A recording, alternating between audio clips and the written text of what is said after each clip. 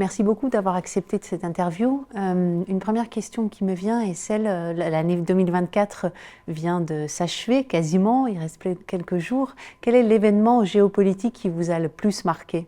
Je trouve que cette année a été particulièrement riche en événements. On peut se souvenir, mais ça semble déjà loin, des élections, des réélections, entre grosses guillemets, de Vladimir Poutine au mois de mars. Il y a eu des JO, des Jeux Olympiques à Paris. Il y a eu l'élection de Trump.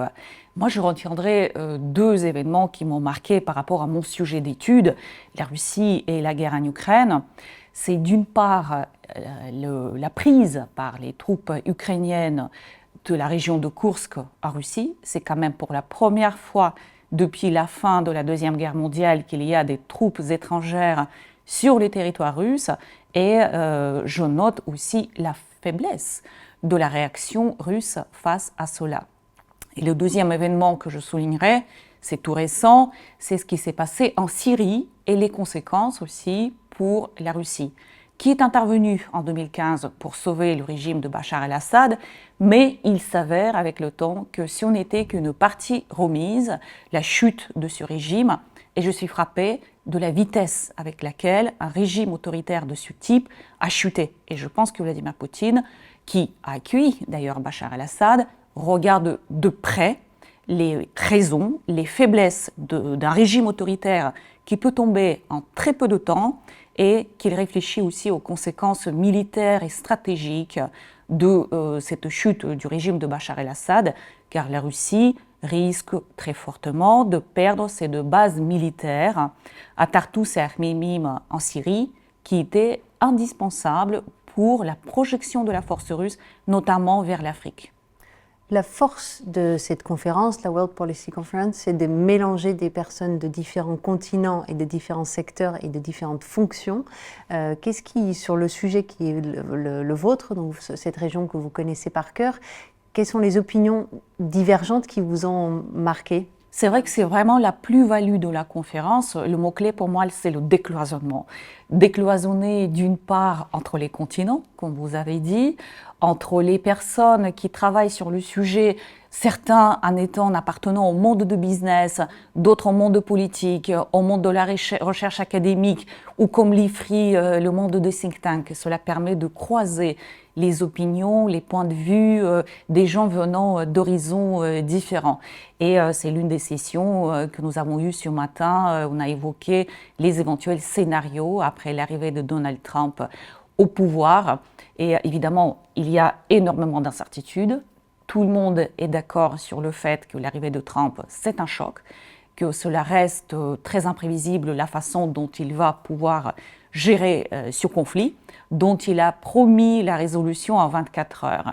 Évidemment, en 24 heures, ce ne sera pas possible.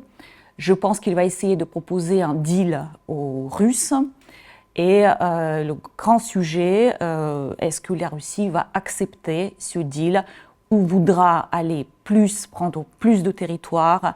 Je pense aussi que le sujet dont on parle moins que de territoires, c'est le statut neutre de l'Ukraine. C'est l'une des raisons pour laquelle Vladimir Poutine a déclenché cette guerre d'agression contre l'Ukraine. Je vois très difficilement comment, en étant en position de force aujourd'hui sur le terrain, il puisse accepter soit la présence des troupes occidentales sur le sol ukrainien, ne serait-ce que pour sécuriser le cessez-le-feu, encore moins l'adhésion de l'Ukraine à l'OTAN. Et ce qui ressort vraiment, et c'est ressorti de la session de ce matin, c'est la responsabilité de l'Europe pour assurer la suite et pour remplacer, entre guillemets, prendre le relais de l'aide américaine à l'Ukraine. Justement, le secrétaire général de l'OTAN, Mark Rutte, a dit que l'Europe doit vraiment se préparer à la guerre, à l'éventualité d'une guerre. Comment ce message est perçu dans la région que vous connaissez ? Je pense que ce message est très très fort.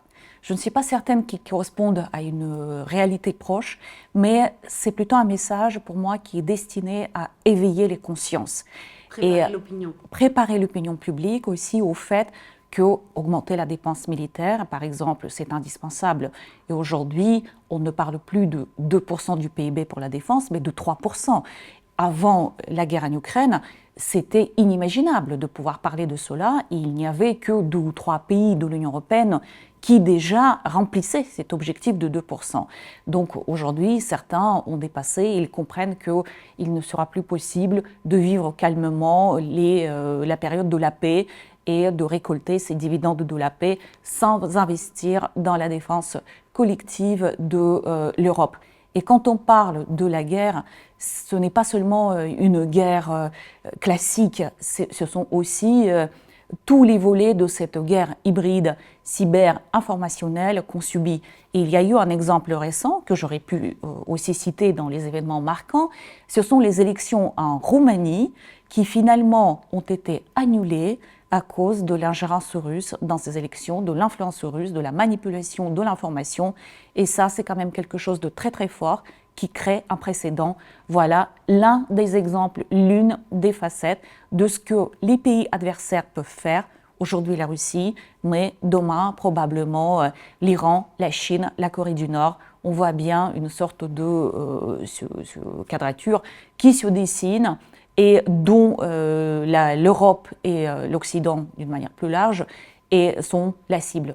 Donc il faut une prise de conscience aussi prise de conscience et l'organisation en fonction, la préservation de l'unité, la traduction de la volonté politique accompagnée de moyens financiers en quelque chose de concret et d'efficace.